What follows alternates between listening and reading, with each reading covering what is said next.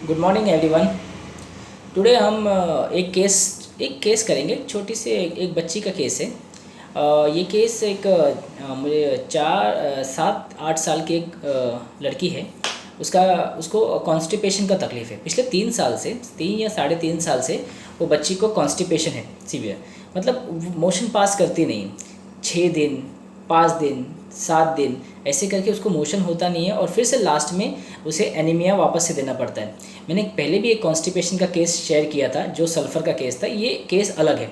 ये भी एक केस बच्ची का है, और उसको भी यही सेम प्रॉब्लम है, और उसको भी कॉन्स्टिपेशन की तकलीफ़ है, और उसे भी 5-5, 6-6 दिन नहीं होता है 3-4 साल से। एंड उसे लास्ट में एनीमा देके उसे निकालना पड़ता है।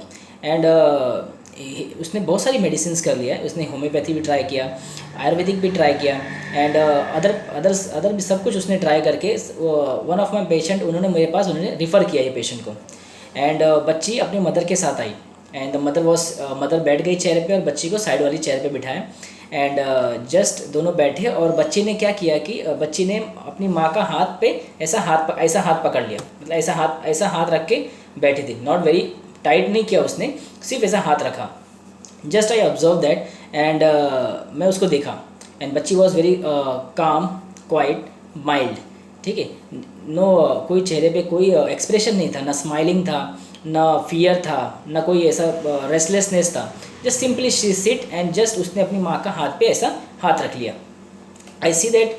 फिर मैंने उसकी मदर को बोला कि बेटा आप इसको थोड़ा सा हाथ हटा के थोड़ा साइड में बिठाइए। I was just want to check कि बच्ची फिर से पकड़ती है कि नहीं। कभी कभी क्या होता है कि कुछ बच्चे आके नॉर्मली कर लेते।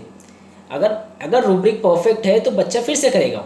तो आपको वो चीज़ें ऑब्जर्व करनी है, और उसको कंफर्म करना है कि वो चीज़ एक्चुअली में वापस से होती है कि नहीं। एंड जस्ट उसकी मदर ने उसका हाथ हटा के थोड़ा सा उसके पास रखा, एंड बच्चे को थोड़ा सा चेयर को थोड़ा साइड में किया। एंड अगेन द बच्ची हाथ हटाने के बाद फिर से उसने हाथ रखा, और फिर से अपनी मदर का हाथ पे हाथ रख लिया। तो मैंने मदर को बोला कि प्लीज़ आप थोड़ा सा उनको फिर से एक बार हाथ हटा के फिर से रखिए तो ज़रा। एंड जस्ट उसकी मदर ने फिर से हाथ हटाया, और फिर से चाइल्ड को थोड़ा साइड में किया। तो बच्ची फिर से पास में आके फिर से मदर के ऊपर हाथ रख दी।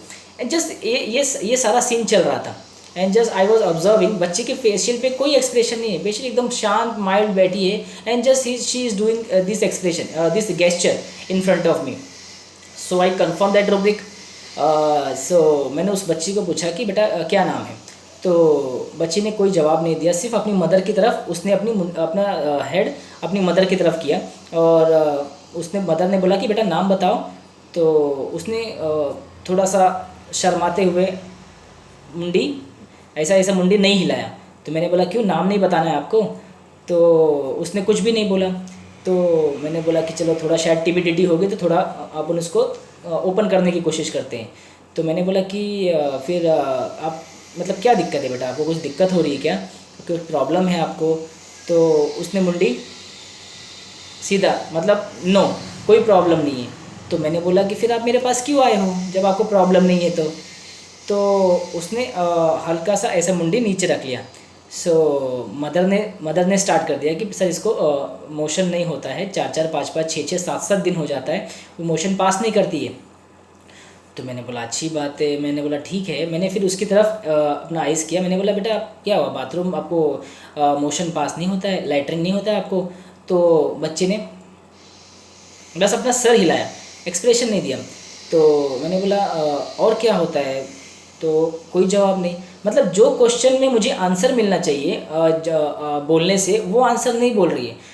तो मैंने उसको और कंफर्म करने की कोशिश की। तो मैंने वो क्वेश्चन पूछा जिसमें गेस्चर का यूज़ हो। तो मैंने बोला तो पेट भी दुखता होगा आपका, तो जब बाथरूम नहीं जाते हो, लैट्रिन नहीं होती है तो उसने फिर से अपना सर को हिलाया।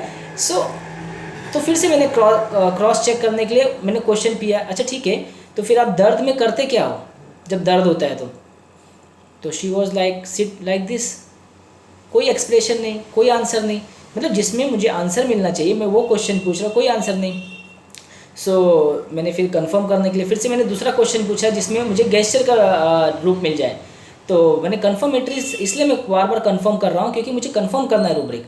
तो मैंने बोला अच्छा ठीक है, फिर आप उस दर्द के समय में क्या करते हो, रोते हो? तो मैंने बोला ठीक है। तो मैं लीडिंग क्वेश्चन क्यों कर रहा हूँ, ताकि मुझे उसका आंसर मिले जो मुझे कन्फर्मेटरी करना है, क्योंकि मुझे वैसे तो आंसर मिल नहीं रहा है। एटलीस्ट मुझे गेस्चर में आंसर मिले, मैं वो क्वेश्चन फेंक रहा हूँ उसके सामने, ताकि वो उसको रिसीव करके मुझे उसका गेस्चर दिखाए जो उसकी एडेप्टिबिलिटी है पेशेंट की। सो आई वॉज कन्फर्म, वो कुछ बोल नहीं रही थी, सिर्फ गेस्चर में मुझे सर को हिला हिला के मुझे हाँ ना, वो भी हाँ ना भी नहीं, सिर्फ गेस्चर में मुझे ये कर रही थी। सो आई वॉज कन्फर्म कि मेडिसिन तो मुझे समझ गई उस समय। तो मैंने ज़्यादा कुछ क्वेश्चन उस समय आगे नहीं किया कन्फर्मेटरी के लिए। मैंने 2 रूब्रिक्स ही अप्लाई किए थे केस में। जस्ट फर्स्ट, चाइल्ड वॉज काम क्वाइट माइल्ड, उसने मदर के साथ बैठी है, उसने पहला एक्सप्रेशन क्या किया, मदर के हाथ पे क्लिंग कर लिया। आते ही उसने मदर को हाथ पे रख दिया, यानी वो क्लिंग कर गई। क्लिंग कर गई मतलब उसने टिका दिया अपना हाथ, ठीक है। तो ये क्लिंगिंग पर्सन और फर्नीचर टू, कन्फर्मेटरी 3 बार किया। मदर को मैंने बोला इसे साइड में कीजिए, हाथ हटाइए, अगेन शी क्लिंग, मतलब उसको सिक्योरिटी चाहिए मदर की। She was mild, mother child है ना, ममाज गर्ल होते हैं ऐसे लोग, मम्मा के पास रहना चाहते हैं, तो वो शी क्लिंग टू मदर, ठीक है। तो मदर को फिर से हाथ रखा, फिर से हटाया, फिर से हाथ रखा। So the rubric is confirm, clinging person और furniture too. Now second rubric क्या कन्फर्म किया मैंने, आई वॉज आस्किंग क्वेश्चन, कि मैं जो वो क्वेश्चन पूछ रहा हूँ जिसमें मुझे आंसर मिले हाँ ना या कुछ बोले, पेशेंट वॉज कुछ नहीं बोल रही है, आंसर एवर्जन टू, ठीक है, answering aversion to, but what he is answer, जिसमें उसको गेस्चर करना पड़े। मैं पूछ रहा हूँ कि पेट दुखता है तो नहीं, और रोते हो तो हाँ, तो मोशन पास नहीं करते हाँ, तो ये क्या है, ये एक रूब्रिक है हमारे पास, answering nodding, answering by nodding. Nodding मतलब सर हिला के अपने अपने अपने अपने आंसर का जवाब देना, हाँ ना, हेड को ना और मुंडी नीचे हाँ। ये क्या है, आंसरिंग बाय नॉडिंग। बहुत सारे बच्चे आपके क्लिनिक में करते हैं ये, ठीक है, because of timidity, bashful, answering aversion to, answer बोलना नहीं है बट आंसरिंग बाय नॉडिंग देना है ऐसे बच्चे को, और क्लिंगिंग टू मदर और क्लिंगिंग पर्सन और furniture too. So this is the simple case of pulsatilla, जो 3-3.5 साल की तकलीफ है। मैंने इसे क्योंकि 6-7 दिन उसने मोशन पास नहीं किया था और ये मेरे पास लाए थे, एनिमा देने वाले थे, मैंने मना किया था कि आप एनिमा मत दीजिए। इसके फादर ने मेरे सामने केस डिस्कस किया था एंड मैंने बोला कि आप एनिमा मत दीजिए, उसको मेरे लेके आइए, मैं मेडिसिन देता हूँ, अगर मोशन पास कर दिया तो उसकी ज़रूरत नहीं पड़ेगी। सो मैंने उसे 50 मिलीसीमल में पल्सेटिला 0/1 मैंने एक 500 ml में उसे मैंने 2 गोली डिजोल्व करके दिया। एंड मैंने उसको क्या बोला कि बिकॉज ऑफ 6 दिन से उसने पास नहीं किया था, मैंने बोला कि इसे 10 स्ट्रोक देके आप इसमें से 10-10 ml उसको हाफ आवरली रिपीट करो। एंड वो मॉर्निंग में मेरे पास आए थे, मैंने बोला टिल इवनिंग टिल नाइट, जब तक ये जागती है तब तक हाफ आवरली उसको रिपीट करो, तो 10 स्ट्रोक देके। सो उन्होंने रिपीट किया पूरा रात, तो मॉर्निंग में उन्होंने मोशन पास कर दिया उसने बहुत इजीली। तो फर्स्ट स्टूल थोड़ा हार्ड था, second stool was very soft, उसने इजीली मोशन पास कर दिया।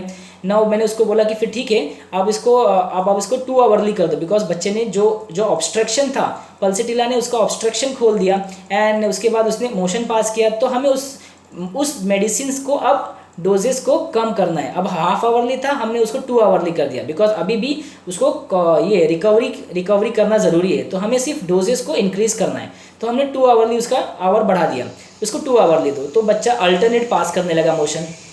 देन मैंने 2 दिन 3 दिन उसने प्रॉपरली 1 हफ्ता देखा, उसने अल्टरनेट पास किया, देन उसे मैंने TDS कर दिया। देन TDS करने के बाद बच्चा बस ईजिली पासिंग मोशन, मतलब नेक्स्ट डे या फिर अल्टरनेट डे मोशन पास कर रहा था। मैंने उसके 2 टाइम किया, फिर 1 टाइम किया। नाउ हिज जब मोशन एकदम नॉर्मल हो गया, नो बच्चा इज नो स्टमक पेन नहीं है, मोशन नॉर्मल है, तो 50 मिलीसीमल हमने बंद कर दी। सो 4-5 मंथ हो गए, बच्चा वॉज क्वाइट फाइन। उसके बाद उसको कॉन्स्टिपेशन की तकलीफ नहीं है, ठीक है, सिर्फ SL जा रहा है उसके सामने, और बच्चा अभी भी मेरे पास है, 6 मंथ हो गए हैं एंड अभी भी मोशन का उसको ऑब्स्ट्रक्शन कभी नहीं हुआ, तो बच्ची एकदम ठीक है। सो ये है सिंपल केस ऑफ पल्सेटिला, ठीक है, जो इतना ज़्यादा ऑब्स्ट्रक्शन था उसके अंदर, एक 0/1 से रिपीटेशन में उसके ऑब्स्ट्रक्शन खुल गए। अब मुझे पूछते हैं कि 50 मिलीसीमल क्यों देते, तो 50 मिलीसीमल मैं ऐसा प्रैक्टिस करता हूँ कि 50 मिलीसीमल जो होता है, जहाँ हमें फिजिकल ऑब्स्ट्रक्शन बहुत ज़्यादा लगे, जहाँ हमें फिजिकल इंटेंसिटी और सीवियरिटी बहुत ज़्यादा लगे, हमें 50 मिलीसीमल यूज़ करना है। खास करके ये केस में देखिए आप, 6 डे उसने इंटेस्टाइन ने होल्ड करके रखा है उसका, ठीक है, मोशन रिलीज नहीं कर रहा है, उसका रेक्टम होल्ड करके रखा है, 6 डे हो गया है। सो यहाँ क्या है, ऑब्स्ट्रक्शन बहुत ज़्यादा है उसका, ऑब्स्ट्रक्शन ज़्यादा है तो मैंने क्या किया, उसे हाफ आवरली रिपीट किया, ठीक है, ताकि वो ऑब्स्ट्रक्शन खुल जाए, ठीक है। और फिर उसके बाद धीरे धीरे करके हमें सिर्फ वो डोजेस को कम करना है। जो हाफ आवरली था वो 2 आवरली, और बेटर है तो फिर उसे TDS, और बेटर है तो BD, then OD, then stop. उसके बाद उसे स्लोली टैपर करके बंद कर देना है, ठीक है। एंड सेकेंडली केसेस में जहाँ ईचिंग की टेंडेंसी बहुत ज़्यादा, खास करके UTI देखिए आप, मैंने वही बोला, जहाँ फिजिकल सीवियरिटी बहुत ज़्यादा है, जहाँ फिजिकल इंटेंसिटी बहुत ज़्यादा है, आप 50 मिलीसिमल यूज़ कीजिए, ठीक है, ठीक है। वहाँ आप 0/1 को आप फ्रिक्वेंटली, आप जहाँ ज़्यादा है हाफ आवरली या 1 आवरली आप रिपीट कीजिए। UTI के कंप्लेन में दे सकते हैं आप, ईचिंग के कंप्लेन में दे सकते हैं आप, बॉडी के सोरियासिस के कंप्लेन में दे सकते हैं आप, जहाँ सीवियरिटी ज़्यादा है, और जहाँ मेंटल ज़्यादा है, जहाँ मेंटल डिस्टर्ब है, जहाँ मेंटल ऑब्स्ट्रक्शन बहुत ज़्यादा है, आप वहाँ 50 मिलीसिमल नहीं, आप वहाँ हायर पोटेंसी यूज़ कीजिए। जहाँ डिप्रेशन के केसेस में देखिए आप, सिजोफ्रेनिक केसेस में देखिए आप, ऐसे केसेस में आप हायर पोटेंसी 1M 200 आप यूज़ कर सकते हैं। तो पोटेंसी आपके एक्सपीरियंस से आता है, कोई लॉ नहीं है इसमें पोटेंसी सिलेक्शन में, बस आपका एक्सपीरियंस ही पोटेंसी सिलेक्शन में बहुत हेल्पफुल रहता है। तो मैं ऐसे इस वे में प्रैक्टिस करता हूँ, इस वे में मैं 50 मिलीसिमल और बाकी मेडिसिन यूज़ करता हूँ। खास करके क्रॉनिक अगर आपको यूज़ करना है तो आप ऐसे केसेस में आप 30 से स्टार्ट कीजिए, कोई भी केस आप देते हो नॉर्मली, बस खास करके जहाँ मेंटल ऑब्स्ट्रक्शन ज़्यादा हो, खासकर डिप्रेशन, सिजोफ्रेनिक, ऐसे ज़्यादा हायर इंटेंसिटी मेंटल स्टेट में है ऑब्स्ट्रक्शन, तो आप 200 और 1M से स्टार्ट कीजिए। जहाँ फिजिकल इंटेंसिटी बहुत सीवियरिटी ज़्यादा है, वहाँ 50 मिलीसिमल 0/1 से फ्रीक्वेंट डोज में रिपीट कर सकते, बाद में उसे टैपर कर सकते। सो इस केस में मैंने पल्सेटिला 0/1 से ये केस ईजिली निकाली, सिर्फ 2 रूब्रिक से। एंड कुछ लोग मुझे बोलते हैं कि सर आप ड्रग पिक्चर एलोबरेट कीजिए, तो मैं उनको सिर्फ एक ही चीज़ कहना चाहता हूँ, देखिए ड्रग पिक्चर बनाना मतलब एक ये है कि एक रूब्रिक से आप, एक केस से आप टोटल ड्रग पिक्चर नहीं बना सकते, ठीक है। सो हमारा फोकस क्या होना चाहिए कि जो पेशेंट हमारे सामने जिस एंगल में प्रेजेंट होता है, हमें सिर्फ वही पेशेंट में देखना है, यानी प्रेजेंट, परसिस्टेंट और प्रीडोमिनेंट पेशेंट हमारे पास आता है।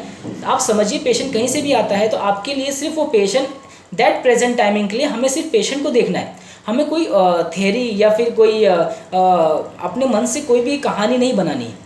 पेशेंट जो बोलता है, जो उसकी फीलिंग्स है, जो उसका कंसर्न है, जो वो गेस्चर, जो आप ऑब्जर्व कर रहे हो, जो आप देख रहे हो पेशेंट में, पेशेंट कर क्या रहा है, पेशेंट बोल कैसे रहा है, सो आपको सिर्फ वो चीज़ें ऑब्जर्व करनी है और आपको वो रूब्रिक सिलेक्ट करना है जो मेन कोर रूब्रिक हो पेशेंट में। बिकॉज हम रूब्रिक से ही फील बनाते हैं, बिना रूब्रिक्स के आप फील बना ही नहीं सकते मेडिसिन के। तो पहले आपको रूब्रिक्स तो आना चाहिए। तो रूब्रिक्स बहुत इंपॉर्टेंट होते हैं, क्योंकि रूब्रिक्स ही हमें पेशेंट के ये एडेप्टिबिलिटी को समझाते हैं और पेशेंट कैसा आगे प्रोसीड करेगा हमें ये समझाते हैं। सो रूब्रिक्स सबसे पहले आना चाहिए। इसलिए मेरा ज़्यादा फोकस होता है कि मैं पेशेंट में वो रूब्रिक्स पकड़ लूँ, जो रूब्रिक्स पेशेंट मुझे बोलना चाहता है, by gesture, by posture, by observation. So patient जिस एंगल में आता है, पेशेंट आते ही उसका केस टेकिंग स्टार्ट हो जाता है। कुछ पेशेंट मुझे कॉल करते हैं कि सर मुझे ट्रीटमेंट लेना है, तो मैं केस टेकिंग फ़ोन पे ही स्टार्ट कर देता हूँ, क्योंकि आपको वहीं से पकड़ लेना है। आपको फ़ोन भी आता है ना, तो आपको अलर्ट होना चाहिए कि पेशेंट क्या बोल रहा है। पेशेंट कभी कभी फ़ोन पे ही केस देते देते बोल देते हैं अपनी मेडिसिन।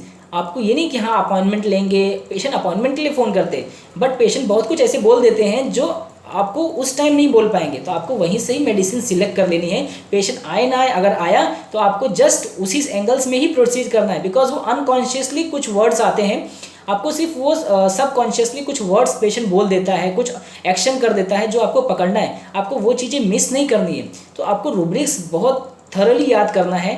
आपको रूब्रिक्स हमेशा आने चाहिए और आपको रूब्रिक्स दिखना चाहिए, क्योंकि जब तक हम ऑब्जर्व नहीं करेंगे, हम स्टडी नहीं करेंगे, तब तक हमें समझेगा नहीं। रूब्रिक्स अपने टिप ऑफ द टंग आपको होना चाहिए। बहुत सारे रूब्रिक्स, कम से कम 250, 300, 400 रूब्रिक्स आपको होना ही चाहिए लर्न, तभी आप क्लिनिक में वो चीज़ें पकड़ पाएंगे। और आप रूब्रिक्स से ही पेशेंट को बाद में आप फील बनाइए, बाद में आप उसको और एंगल में लेके जाइए कि पेशेंट ऐसा बिहेव करता है, इस एंगल से उसके IPR में घुस सकते हैं आप। बट आपको सबसे पहला प्रेजेंटेशन, आपको जो पेशेंट आपके सामने आता है वो कैसे प्रेजेंट करता है, क्या बोलता है, कैसे बोलता है, आपको वो चीज़ें पकड़नी है। आपको वो रूब्रिक्स पकड़ना है जो पेशेंट में सबसे ज़्यादा प्रीडोमिनेंट है और सबसे ज़्यादा पेशेंट बोलता है, तो आपको वहाँ फोकस करना है। इसलिए मैं जब केस आपके सामने शेयर करता हूँ तो मेरा मेन फोकस रूब्रिक्स पे ज़्यादा होता है। मैं रूब्रिक्स के थ्रू ही मेडिसिन तक पहुँचता हूँ। फील बहुत हद तक बहुत सारे केसेस में फील लेना चाहिए डेफिनेटली। बहुत सारे केसेस ऐसे हैं जहाँ रुब्रिक्स की भी ज़रूरत नहीं पड़ती है। पेशेंट आके आपको आके ही कुछ ऐसे उसका गेस्चर पोस्चर, वहाँ भी ऑब्जर्वेशन बहुत इंपॉर्टेंट है। हम फील कैसे आए पेशेंट में, जब तक हम ऑब्जर्व नहीं करेंगे वहाँ भी ऑब्जर्वेशन बहुत स्ट्रांग होना चाहिए, तभी तो हमें फील आएगा ना। अगर हम देख ही नहीं रहे पेशेंट की तरफ, हम सिर्फ लिख रहे हैं और लैपटॉप में रुब्रिक्स डाल रहे हैं, तो हमें फील भी नहीं समझेगा। सो ऑब्जर्वेशन हर जगह मेरा मेन मोटिव होता है कि आप ऑब्जर्व कीजिए पेशेंट को। ऑब्जर्व करेंगे तो ही आपको वो रूब्रिक्स मिलेंगे, तो ही आपको वो फील मिलेगा। ठीक है। सो ये सिंपल केस मैंने जो दिखाया आपको, जो पेशेंट कर रहा था, सिंपलिसिटी है। 3-3.5 साल की ऑब्स्ट्रक्शन था, सिर्फ पल्सिटिला की 0/1 से उसको ऑब्स्ट्रक्शन क्लियर हो गया, जो इतने सालों से वो बच्ची सफ़र कर रही थी, जो उसे इनिमा की ज़रूरत पड़ रही थी। So this is the simple case of pulsatilla. Next video में ऐसे ही मैं शॉर्ट केसेस, शॉर्ट ऑब्जर्वेशन आपके सामने शेयर करूँगा। Thank you.